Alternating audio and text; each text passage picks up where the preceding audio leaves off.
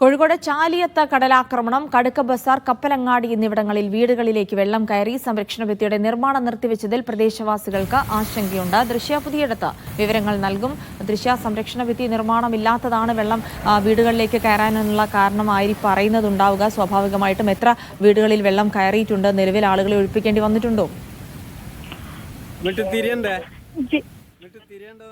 ജിൽസി, ഇപ്പോൾ ചാലിയം, കടുക്ക ബസാർ, കപ്പലങ്ങാടി തുടങ്ങിയ തീരപ്രദേശങ്ങളിലാണ് കടലാക്രമണം രൂക്ഷമായിരിക്കുന്നത്. തീരത്തെ വീടുകളിലേക്ക് വെള്ളം കയറുന്ന സാഹചര്യമുണ്ട്. ഇവർ വളരെ മുൻപ് തന്നെ, ഒരു വർഷം മുൻപ് തന്നെ അഹമ്മദ് ദേവർകോവിലിന് നിവേദനം നൽകിയിരുന്നു. ഈ കടൽഭിത്തിയുടെ നിർമ്മാണം പൂർത്തീകരിക്കണം, അത് മാത്രമല്ല ഇതിന്റെ ഉയരം കൂട്ടി ബലപ്പെടുത്തണം എന്നാവശ്യപ്പെട്ടുകൊണ്ട് ഈ പ്രദേശവാസികൾ വളരെ മുൻപ് തന്നെ ഈ നിവേദനം നൽകിയിരുന്നു. എന്നാൽ പണി തുടങ്ങിയെങ്കിലും പിന്നീട് പെട്ടെന്ന് തന്നെ ഈ നിർമ്മാണം അവസാനിപ്പിക്കുകയായിരുന്നു.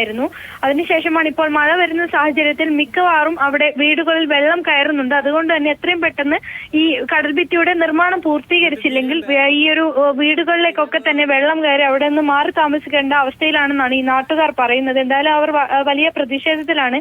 മുൻപ് തന്നെ ഈ ഒരു സാഹചര്യം അധികൃതരെ ബോധ്യപ്പെടുത്തിയെങ്കിലും ഇവർക്ക് വേണ്ട ഒരു സഹായവും ചെയ്തില്ല എന്നുള്ള തരത്തിലുള്ള ആരോപണങ്ങൾ ഈ നാട്ടുകാർ ഉന്നയിക്കുന്നുണ്ട്. എന്തായാലും ഇപ്പോൾ വീടുകളിലേക്ക് വെള്ളം കയറി തുടങ്ങിയ സാഹചര്യമാണ് ജിൽസി. ശരി, ദൃശ്യ പുതിയിടത്താണ് വിവരങ്ങൾ നൽകിയത്.